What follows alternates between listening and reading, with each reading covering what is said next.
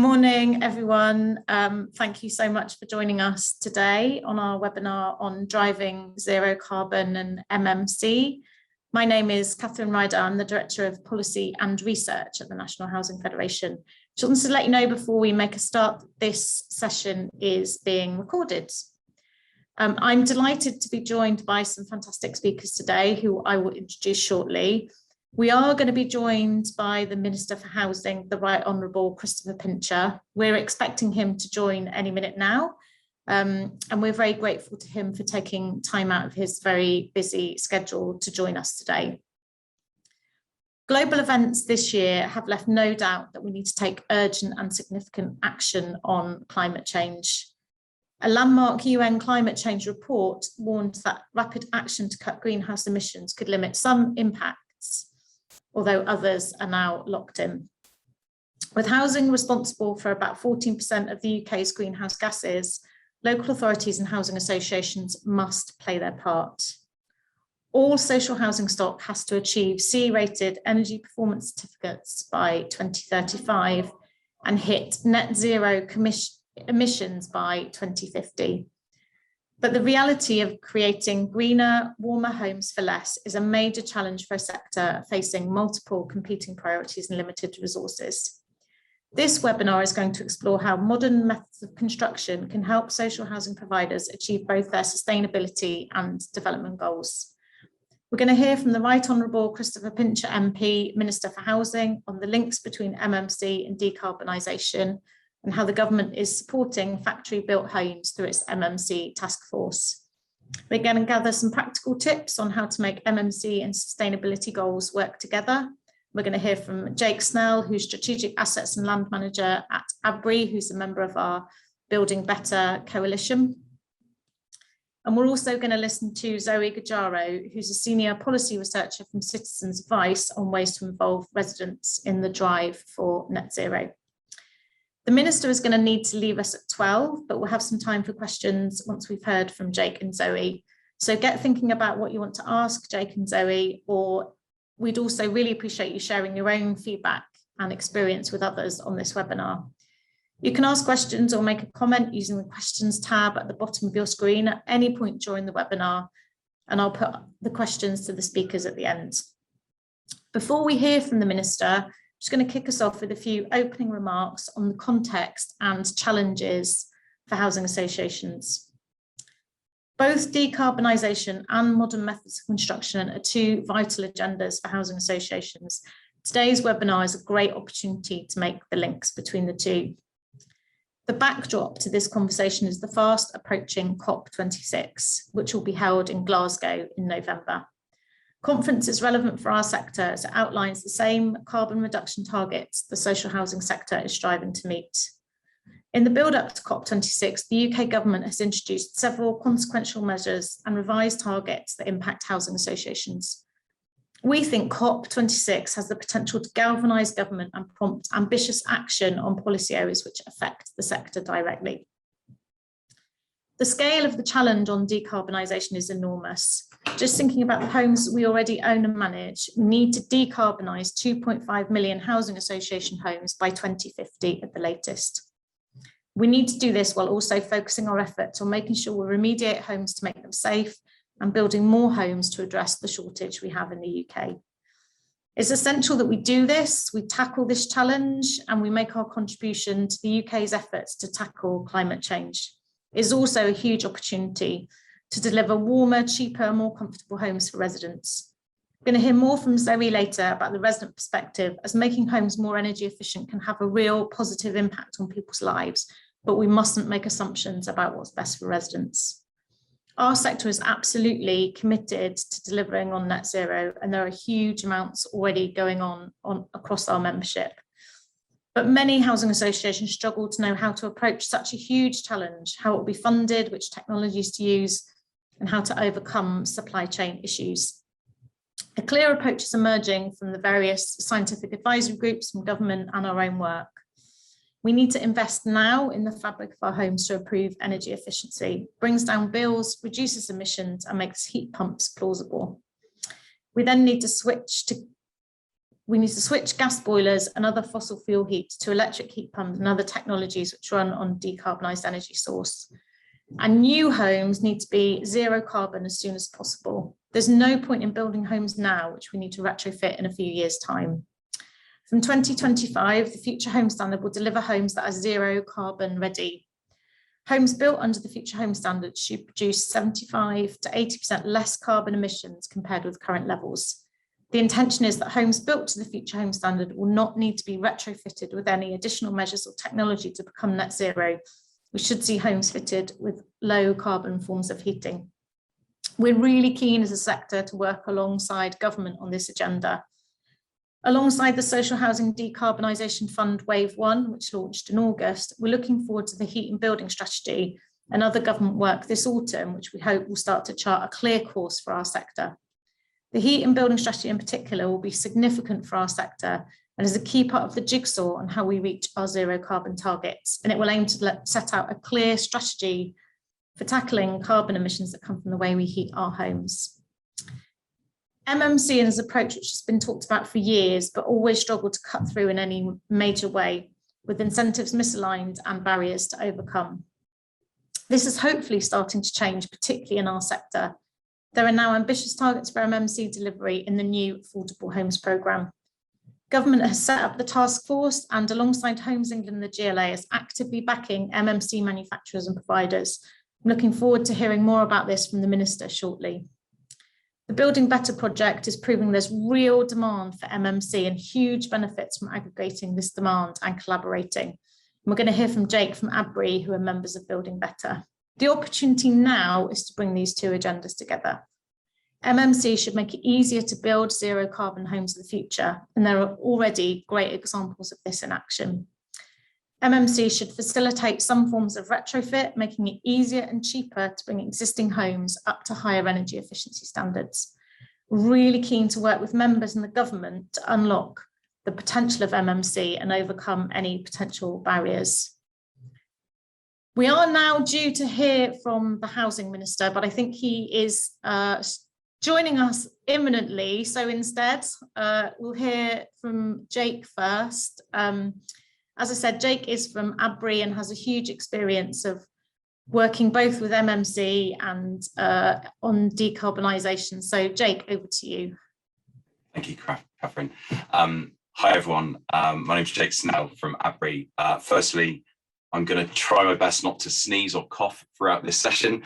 The kids have all gone back to school and inevitably colds and snizzles and stuff has already started to happen. So my name is Jake Snell from ABRI.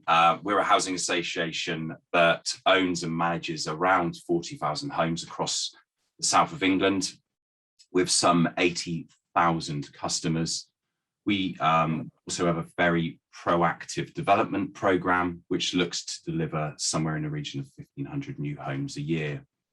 So I'm here today to share what we're doing and some of our learning around MMC and how MMC and sustainability really do go hand in glove together.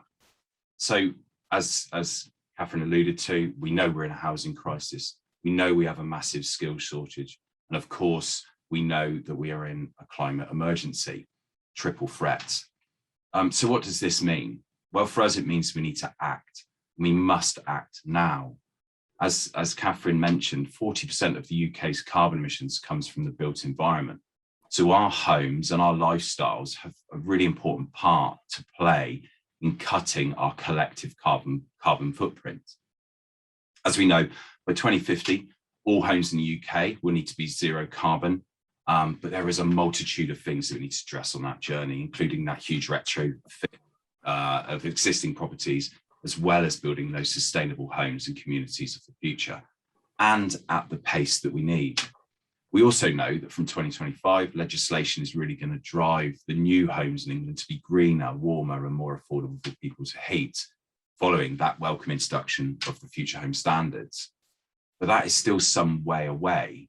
As a sector, we have the responsibility to lead that way, to get on the journey to net zero carbon now, and also to do it right first time. But we also have to be really mindful of the current solutions for clean heat that they remain fairly expensive to run, and supply chains reliability, skills of both installation and ongoing maintenance are still quite a way away and behind our aspirations. And while collectively we're really keen to assist in driving that demand for clean energy solutions and tackling climate change, we also need to be very mindful of our core purpose in providing affordable homes and avoiding fuel poverty. So with this in mind, what we've developed at ABRI is our ABRI standard, which introduces early measures that look to achieve and go beyond the government's model for this interim period. ABRI standards will make sure that homes are built and designed carefully and will not be those retrofit of the future. And we're going to use these ABRI standards to ensure that our new homes are focused on the benefits of our customers as well as the planet. Simplistically put, we're going to prioritise that fabric first approach. This will make sure that new homes optimise that performance, reduce the energy demand, and are fit for purpose right from the outset.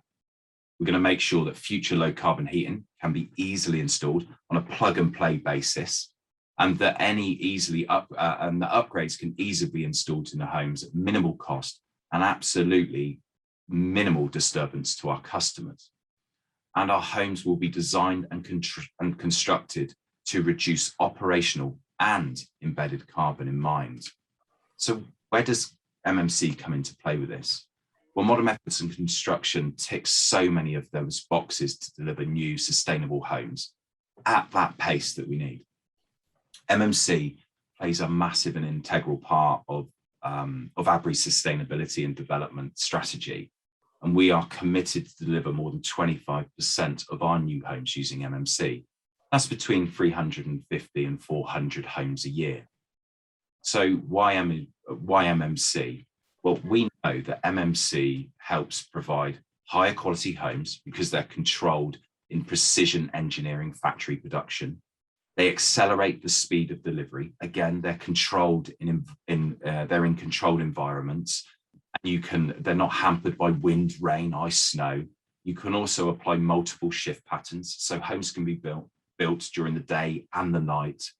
They also massively reduce construction waste by almost 90% of that of traditional build. And these homes are already incredibly well insulated, airtight, and very energy efficient as a standard.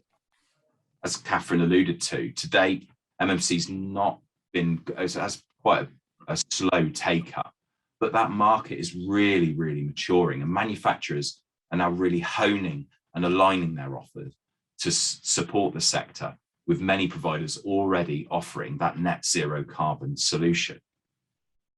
And of course, at ABRI, with 25% of our development program using MMC, we've had to explore many different avenues, including creating strategic partnerships with MMC developers, procurement of the right package deals. But fundamentally, the work that we've been doing with the Building Better Consortium over the last 2 years has really underpinned our understanding and our confidence in modern methods of construction. This work includes the creation of what we've called our red lines, or our must-haves, which includes a fundamental fabric-first approach, assurance measures to give comfort to our lenders and our asset teams. It drives better quality, space, and sustainability standards at the heart of our thinking and at the heart of our frameworks. So to close, I thought it also appropriate to highlight that when we talk about building sustainable homes, we typically focus on the physical home that's built. But a huge part of ABRI's approach to sustainability is placemaking, making sure we're not just building sustainable homes, but we're creating sustainable communities.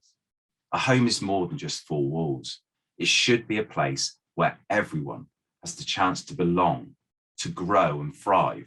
So all of our new developments will look to be exemplars of great design that work for all people by creating safe, comfortable, beautiful homes and sustainable neighbourhoods and communities.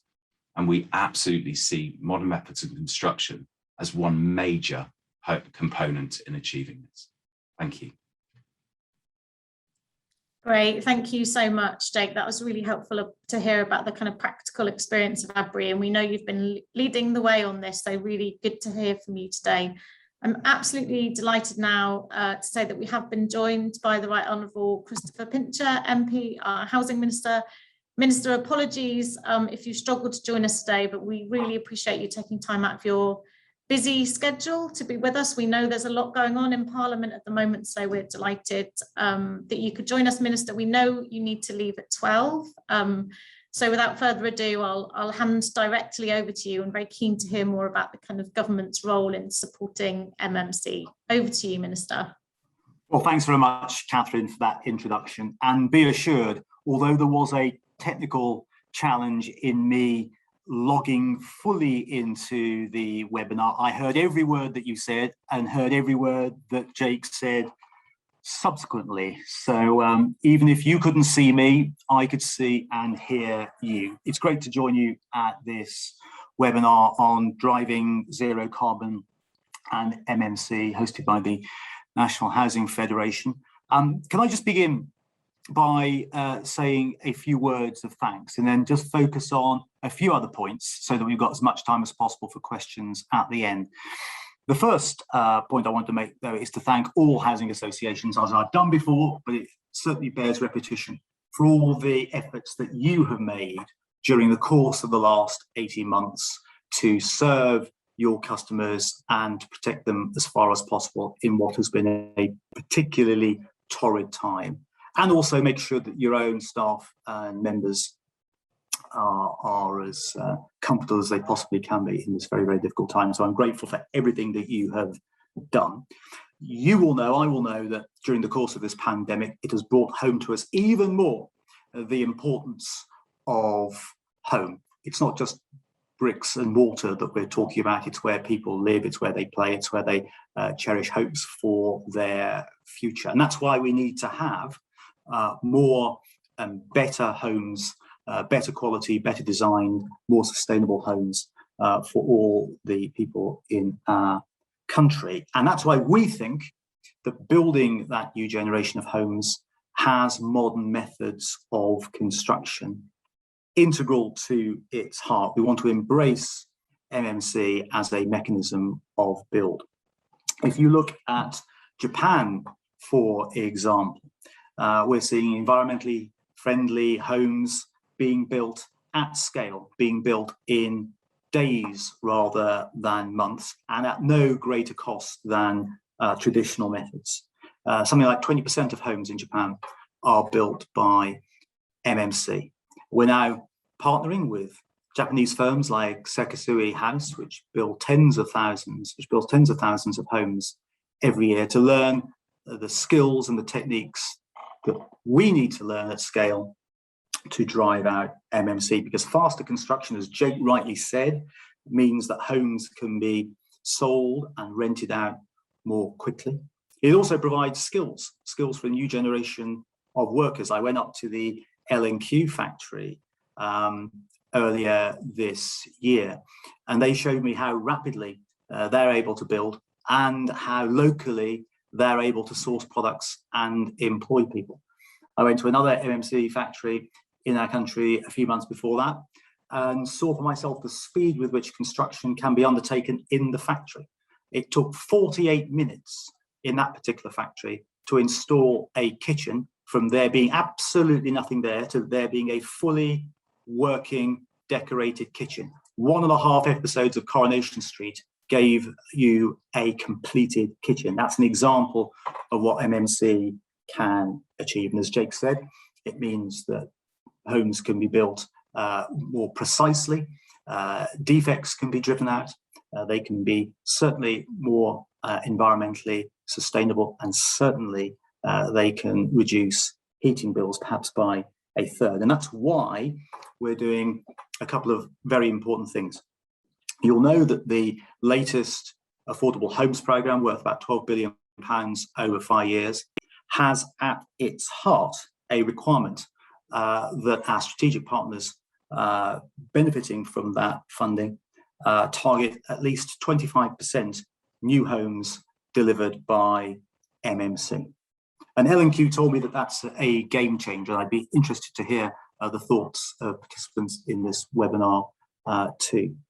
We're also, as a result of the spending review, making available £7.1 billion through the National Home Building Fund, which will unlock, we believe, hundreds of thousands of new homes across the country, making funding available to SME house builders, including MMC manufacturers, enabling them to participate in the development of those new homes. We've got the Home Building Fund operated by Homes England, which has already made £2.5 billion worth of direct finance available to SMEs, including MMC SMEs, to make sure that we are driving out those modular homes around the country. We have also, I was going to say launched, we are very close to launching our MMC task force. I believe fundamentally that we've already done a great deal of work with Mark Farmer, our MMC champion, on identifying bottlenecks in the supply chain. But what we need to do is to standardize more and better. We need to understand what the challenges are, what the barriers to entry are for MMC manufacturers. Jake mentioned the issue, I think, of finance and insurance. We certainly need to look at that as part of the task force. We're now at the point where we have our task force members. We've got the terms of reference. We've got it agreed with the Treasury, an absolutely crucial requirement, because as you probably heard me say before, although not all good ideas start in the Treasury, all good ideas can end in the Treasury. If the Treasury doesn't like these ideas, the Treasury likes MMC. They're supportive of our task force, and we are going to launch it very soon to help break down those barriers to entry into the marketplace. One last point before I hand back to you, Catherine, so we can take some questions.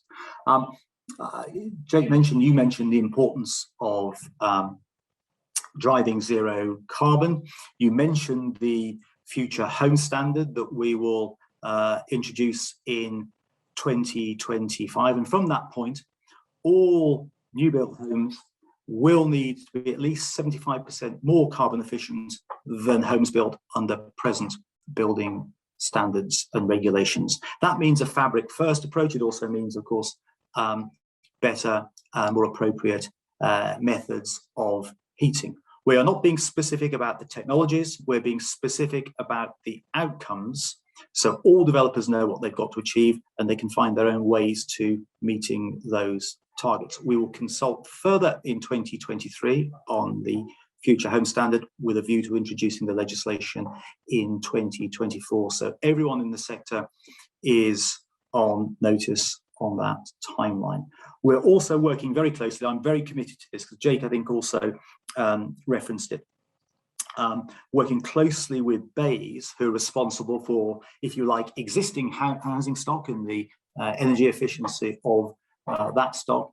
We're committed to working with BEIS through things like the Social Housing Decarbonisation Fund to make sure that we're putting significant funds aside to decarbonise the existing stock, and crucially doing it in a way, as I think Jake mentioned, that isn't as invasive and is intrusive, that causes people not to want these things to be done. We've got to get them done. We've also got to recognise that people live in these homes, and we've got to make them welcome the opportunities that we're providing to them. So let me conclude by saying we're absolutely determined to drive out MMC as a skill base and a supply chain in our country. We want more MMC homes built, and through a package of economic fiscal stimuli and a task force designed to break down the barriers to that end-to-end supply chain, we will get there. So we build good quality, modern homes, really well designed to great energy efficiency standards that people will be proud to live in, and we can leave a legacy to the next generation that says we drove the path toward net zero. Great stuff. Thank you so much, Minister. Just following on from your last point about the kind of the ambitions around MMC, and you referred there to the kind of fiscal stimulus. We know the new affordable homes programme that the sector has bid for includes some clear targets and ambitions on MMC. Just wondered if you could say a little bit more about other potential incentives that you might be looking at to encourage MMC to be used at scale, because we know we're just not quite there yet. So is there anything else that government is thinking about to kind of encourage that take up at scale? Well, as I said, there's the Home Building Fund, which in total is worth about £5 billion, and about £2.5 billion has been made available for SMEs, which also focuses on MMC to make sure that there is loan funding available, both short-term and long-term loan funding, to support MMC manufacture and build out. And Homes England has as one of its targets the desire of the government to address that issue and get more SMEs focused on MMC and use that funding to best effect. So there's that funding pot. I think the National Home Building Fund, as I say, which we reckon can unlock something like 800,000 units for homes around the country by putting in the right infrastructure around the country, will then also support MMC manufacturers to build out. And then I think we also want to make sure that we are, as effectively as we possibly can, partnering with international organizations or groups within our own country to leverage skills and knowledge and experience. So, strategic alliances like the Building Better Alliance, which you referenced and Jake referenced, I think are also important ways of making sure that we drive out the MMC framework in our country. Great, thank you. Really, really helpful to hear about those kind of different ways that you're encouraging the take up of MMC. I wonder if I could just ask a question. I'm conscious of time, Minister, but if I could just ask on the other side of that coin, if the sector doesn't move quickly enough on MMC, is there anything more that you think you might do to kind of require or prescribe a certain percentage of homes to be built through MMC? So is there a, as well as the kind of carrot, is there a stick that the government is thinking about with MMC? We always prefer, at least I always prefer carrots rather than sticks. I'll look at whatever sensible mechanisms there are to encourage and drive greater use of MMC. And I'll certainly discuss those with Secretary of State and also with my colleagues in the Treasury, who I say, and I can't emphasize this enough, are very keen on MMC as both a skill sector and a supply chain, but also as a mechanism for building more homes more quickly. What I don't want to do, and this is the caveat, is to start identifying targets which, because we haven't got the supply chain sufficiently broad and mature, creates artificial bottlenecks, which have the negative consequence of reducing our build out of homes, because we've got a target of 1 million new homes during this Parliament. We want to make sure we're building 300,000 new homes a year by the middle of this decade. So the crucial thing is to make sure that if we do start to encourage new and different targets, possibly supported by stimulus, that we've got a broad supply chain in the United Kingdom. We're not trying to level up the North German plain, we're trying to level up elements and areas of our own country. We've got the supply chain to provide the wherewithal to build the houses. Great, thank you, Minister. And I understand due to your busy schedule that you need to leave us now, but incredibly grateful for your contribution and for taking those questions. And I think government support for MMC and decarbonisation is incredibly welcome. And I think, as you say, this is a priority not just for MHCLG in your department, but also for the Treasury and for other government departments as well. So incredibly useful to get your perspective. And it's also, if I can say, incredibly important to BEIS, because remember, we're talking about new skills in factories around the country. So we need to make sure that we've got people with the right apprenticeship skills, the right vocational qualifications to go into this industry and make it fly. So BEIS is linked into this too. We've got to work together as government departments to make sure it happens. Great stuff. And just to leave you with one message from our sector, the enthusiasm and commitment for both MMC and decarbonisation is absolutely there in our sector, and really keen to work in partnership with government and all the departments that you've just talked about to make this work. So thank you, Minister. Housing associations are crucial to this, and they are crucial to the support of massive numbers of our friends and neighbours and relatives up and down the country who have had a pretty challenging time, and as we emerge from it, I think we've learned a lot. But thank you again for everything that you've done and continue to do. Great, thank you. That support for residents, that leads us really neatly on to hearing from Zoe, who is a senior researcher at the Citizens Advice. The really important element in all of this that we mustn't forget is the homes that we're talking about. There are people that live in those homes, residents of housing associations across the country, and all of the kind of government policy and the work of the housing association sector is going to impact on residents, their heating, the bills, the way that they live, and the way that we communicate all of that and engage residents in all of that will be really important. So absolutely delighted to hear from Zoe, who's going to bring that perspective to our conversation today. So over to you, Zoe. Thank you, Catherine, and thanks so much for inviting me to speak here today. So yeah, I'm Zoe Gajera and I work within the energy team at Citizens Advice. And for those of you who don't know, Citizens Advice is a statutory consumer advocate representing consumers in the regulated energy market. So that's the gas and electricity consumers. And we represent both domestic customers and micro businesses.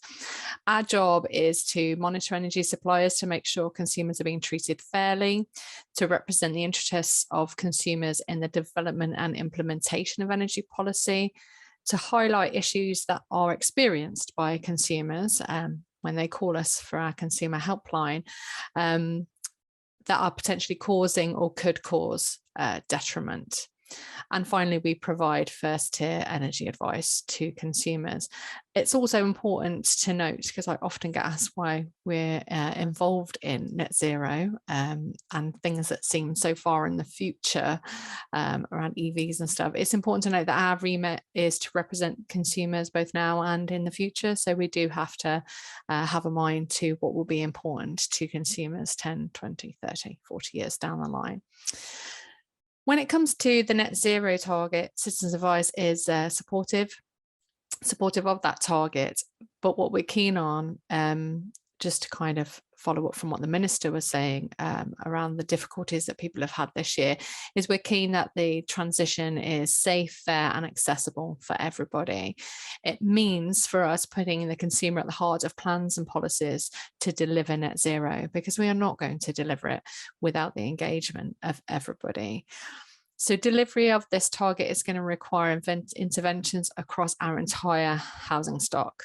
It's incredibly unlikely that many homes will go untouched. So all 29 million of them that exist today will require a combination of demand reduction techniques such as insulation and the installation of low carbon heating and hot water systems.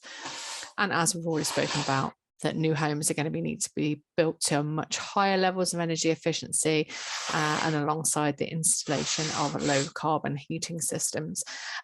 Also, when we talk about building homes to this higher levels of energy efficiency, it's really important that there's a move to looking at in use and how those buildings operate in use rather than how they should theoretically operate when it comes to reduced energy use. So building homes to higher standards initially is much more cost effective and easier than retrofit. I think that's a given. However, we are still talking about new systems and technologies that the majority of people are unfamiliar with. So therefore, in our following discussion amongst us all, we think it's really important to think about communication. Thinking about how we communicate with people about these new low carbon heating system. What's the best way to introduce the people to the systems and explain how they work and what additional help might be needed, because these new systems operate very differently to what we are used to.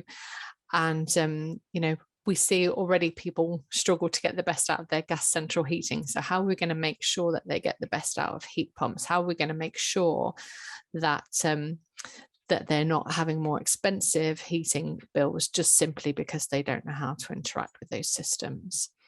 Another thing that's really important to think about is the support.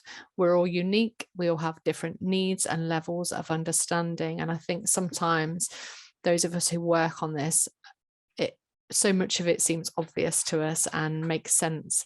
But actually, when you're juggling job, kids, caring responsibilities, you know, how you heat your home is not going to be top of mind. So we need to meet people where they are and not expect them to have the same level of understanding or even interest that we have in doing this stuff, or having homes that have all this new high tech low carbon heating systems. It's going to be important within that to consider what additional support people might need and who might be best to support that. We need to bring everyone on the journey, and I think we need to start involving other organisations in delivery of some of that support, those people who might better represent people in vulnerable circumstances. And finally, I just want to remind everyone that even when you're putting new systems into new homes, so they're there already, sometimes things do go wrong, and it's really important for us to think about the redress aspect. It's important that people are protected should something go wrong with their heating or hot water, and that there's an appropriate mechanism to solve that problem quickly. Energy is an essential for life service, and heat is a really critical part of that. You know, we're staring down the barrel of a winter, for example, that might be a winter night like no other in terms of high wholesale gas price rises. People are losing their universal credit extension, furlough is ending.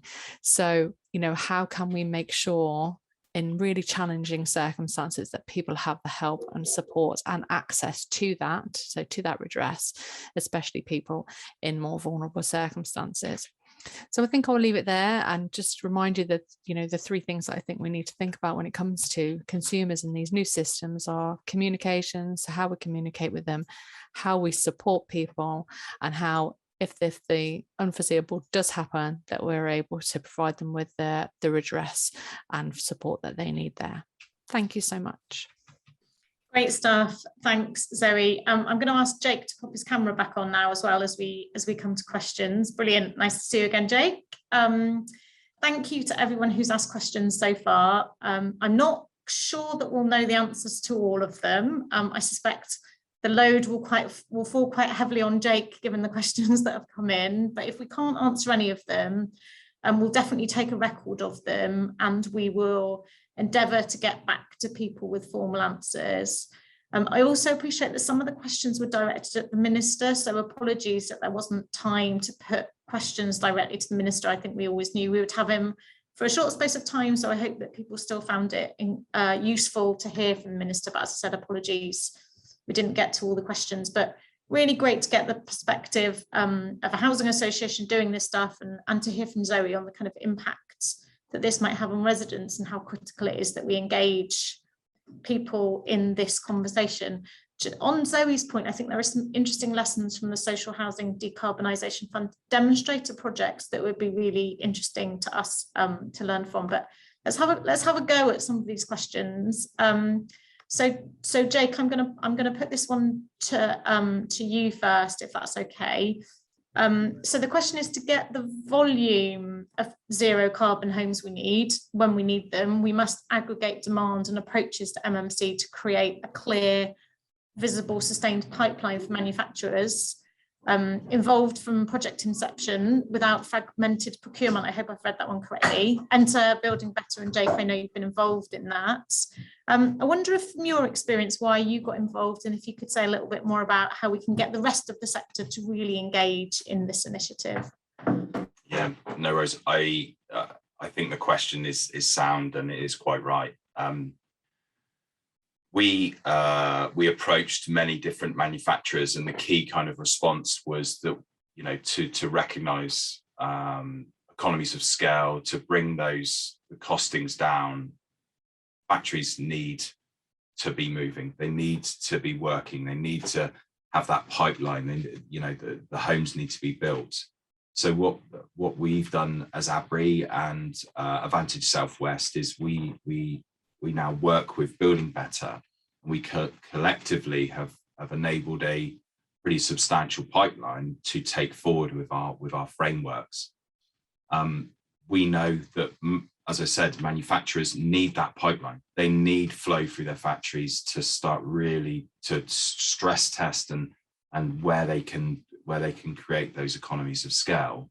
So if we can collectively do that as an industry and really support the manufacturers rather than just piecemeal kind of opportunities coming, it's very difficult for manufacturers to manage and to maintain a factory where they all have direct staff. Construction industry generally is all subcontractors, so you can pull people in or push people away with that demand kind of approach. Manufacturers employ their staff. They need to keep that flow going. So it's very much key of working together, joining consortiums and alliances like Building Better to help enable that function. Where we, as Building Better, kind of aligned ourselves as well, was rather than having a very long list of manufacturers, so i.e. that pipeline becomes diluted, we've chosen to only select a very small number of manufacturers. What that does is offer a smaller kind of solution to our end clients. That removes some of the complexities. Who do I pick? What do I choose? I don't know which way to go. But it also supports that aggregation of pipeline for the manufacturers. I hope that's answered the question. I'm sure it has. That's great. Thanks, Jake. If anyone saw me giving a double thumbs up there, I was pleased that Jake was answering the question, but also my laptop, I realized, wasn't plugged in and was dying. So I just had to quickly get a colleague to come in and plug my laptop in, so I didn't suddenly just leave the webinar. So that was the slight panic at my end, if anyone witnessed that. Jake, another question for you. This one's from David Adams from the Building Performance Network. David says, well, I have every confidence that quality can be better assured with an MMC approach. What is being done to verify that these homes actually perform in use? And it might be early days to be able to answer that question, but is that something that you've kind of been thinking about, and any kind of reflections on that from you? Yeah, that's a really good question, actually. And Zoe alluded to that a little bit in terms of, you know, we put all of this equipment into these homes and expect that they're going to run as they should, and we need to test and balance that. It's a huge piece of work that we're doing with Building Better, actually. So rather than just creating these frameworks, launching them and kind of forgetting about the homes, we're actually working together to collect that data, to evidence that data and understand what works and what doesn't work. We're also thinking about smart technology. So Zoe, you alluded to, I don't know if my heating system's working or not. Well, I look down and I see a state-of-the-art mobile phone that can talk to people on the other side of the world. And as we discuss this now over these screens, it's not beyond the wit of human to create some smart systems. And there are some smart systems out there that can actually start feeding that data back to us. And we can start to put systems and technology into play that can really help create homes that we don't have to think about, that work for themselves, that are, you know, artificial intelligence in some form, way or another. So we are absolutely working on that. We are not, we're not letting that fall away. I think we always think that we're going to go back and test and review, but one of Building Better's main aims is to not forget about that, to really go back and really challenge and understand what we can do better on the next iteration and the next iteration. So we're on the journey. Great, thanks, Jake. And I think, yeah, everyone will appreciate that in some instances this is early days, and I think the more we can share as a sector about kind of our experience, the better equipped we will be further down the line to be doing this at scale. Zoe, a question for you now, if that's okay. So you talk about the kind of the importance of engaging residents and when we're kind of doing work to their home, and I think housing associations are getting kind of quite skilled at doing that. I'm wondering if you think we need a bigger kind of more national conversation about the need to decarbonise homes, what it means, and also the kind of move to MMC, whether there's a kind of general sort of perception amongst residents there that we need to tackle, and is it lots and lots of local conversations, or do you think people would find it helpful to have a kind of national sort of conversation on this one? I wonder if you could offer any reflections on that.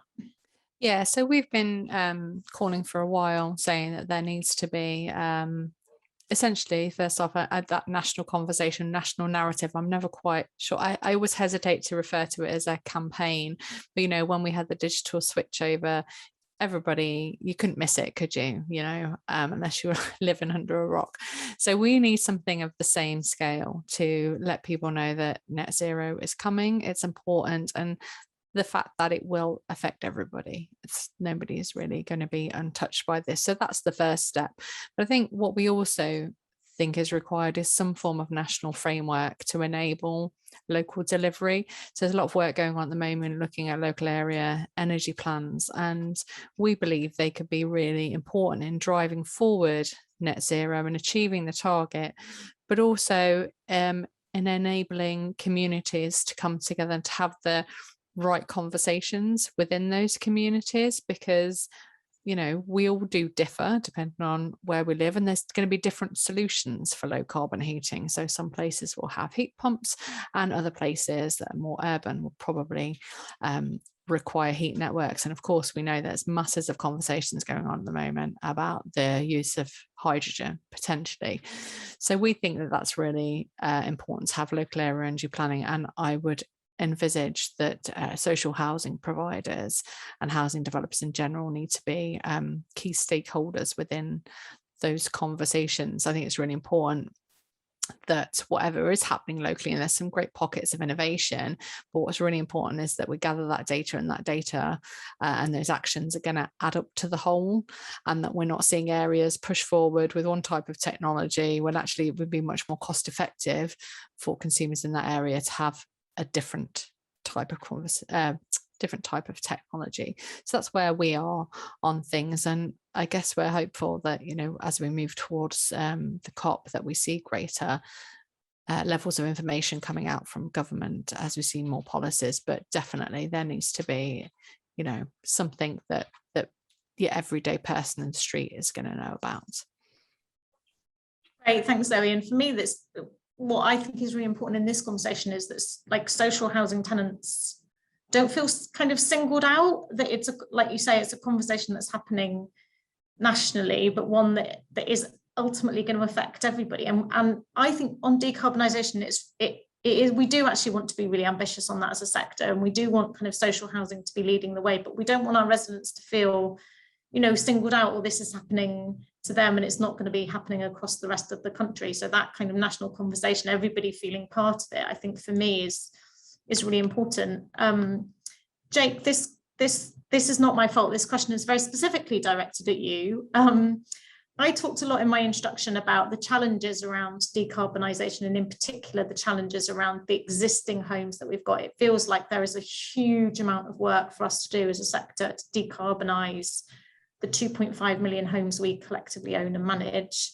So Alan Chapman is asking, MMC might solve the new build crisis, but do you think it will help us tackle the deep energy retrofit of existing housing stock? And as Alan's rightly saying, our new social housing stock that we might build through MMC is very, Alan's point is social housing stock is small in comparison with the owner occupied stock. Do you think there's anything just in terms of using MMC for existing homes that then the owner occupier sector might also benefit from? Sorry, that was a very muddled question, Jake. I hope you got the gist of it. I did, thank you.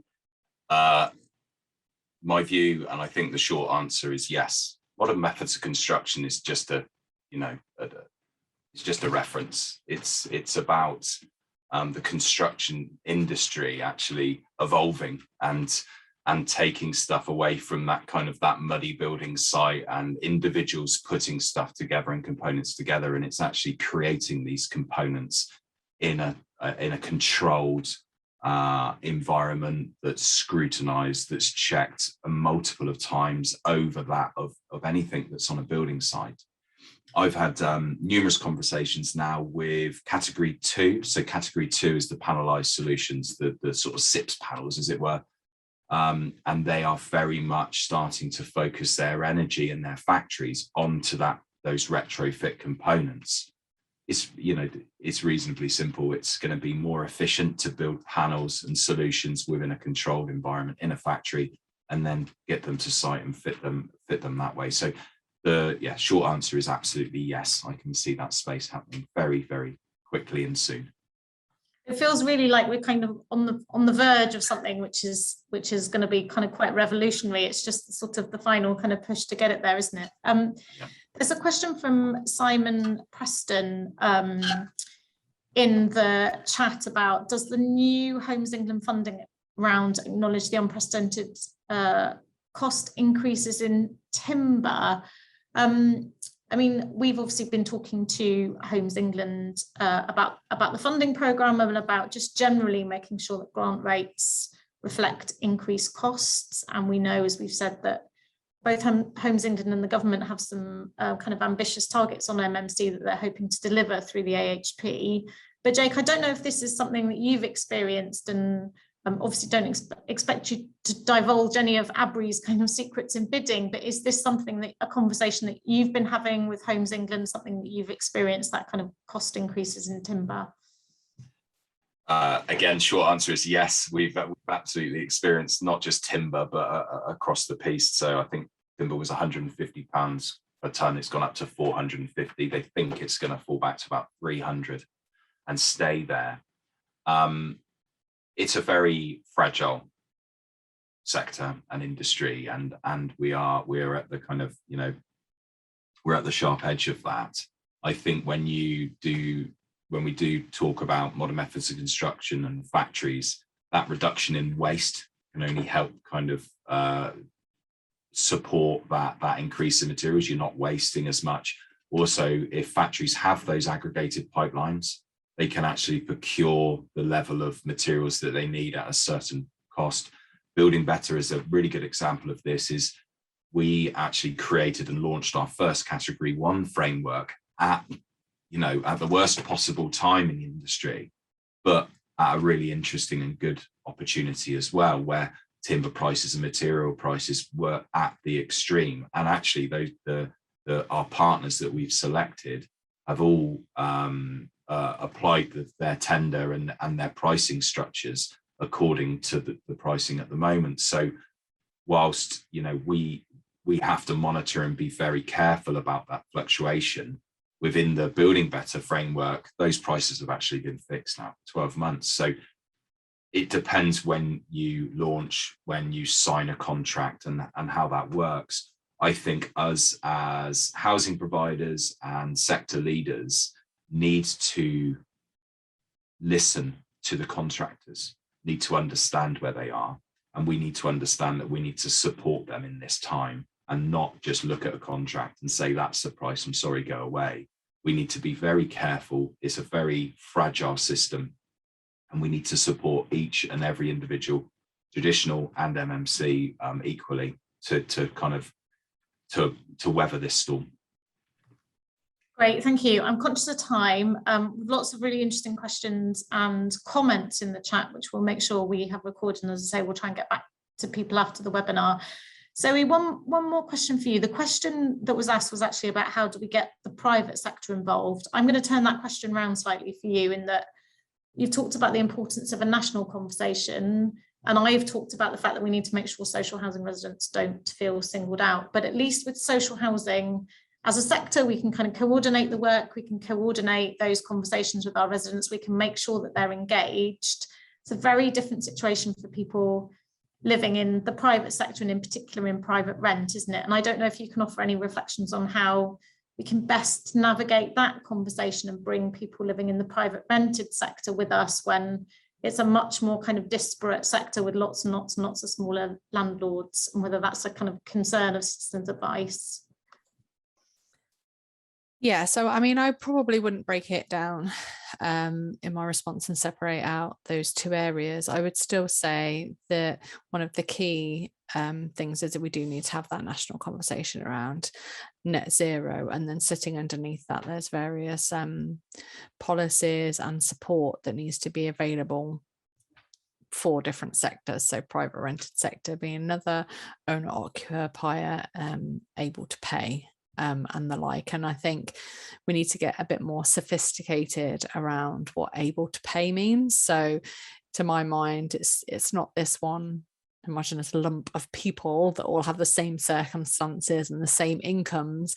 It can range from, you know, just your regular family just about managing to pay their mortgage, all the way up to somebody who might own their own swimming pool, for example. So, you know, I think we need to get a bit much smarter about the support that we offer, whether that is upfront grants, so we know that there'll be more of those coming online, and that actually those go to people who don't have access to upfront capital or low interest finance. And then we need to see many more different products coming onto the market that will give access to low interest finance, specifically targeted at the low carbon area. So whether that's green mortgages or just green low carbon loans, that type of thing.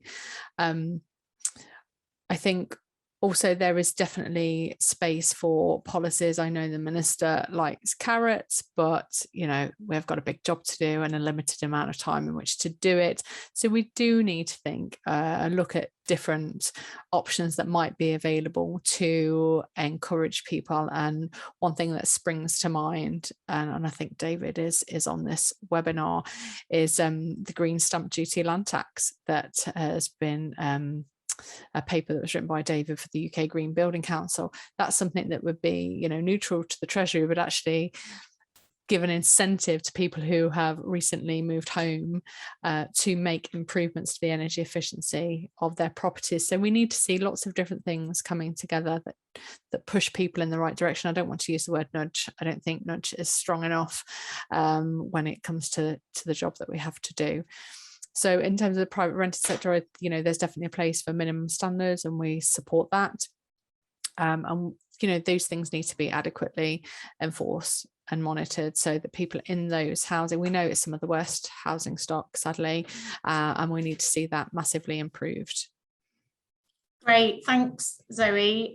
This has been such an interesting webinar and really useful to get the different perspectives. We've got the kind of the ministerial sort of government take on all of this, Jake, the work that you're doing in ABRI, and then Zoe, that really important kind of how do we engage and involve residents in this conversation. So really useful to hear from you, and thank you so much to Jake and to Zoe and to the minister who joined us early. You've been absolutely fantastic, and we really appreciate you sharing the benefit of your experience.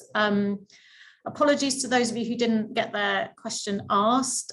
We do only have an hour, so we're limited in the number of questions that we can ask, and I did my best to get through them, but I hope you found that useful. I hope you feel enthusiastic about the potential of MMC and the role that it can play in decarbonising both new homes but also existing homes. So I hope you found that useful. I hope you feel you're going away from this feeling like you're going to crack on with MMC. There's details of Building Better, the project that Jake's talked about, and the contact details of Trina up on your screen now. So if you want to find out more, please do get in touch with Trina. There are going to be a couple of polls that will pop up as you leave the webinar, so we hope you'll fill those in for us. It will just help us understand how useful the webinar was and what might be helpful for you in the future.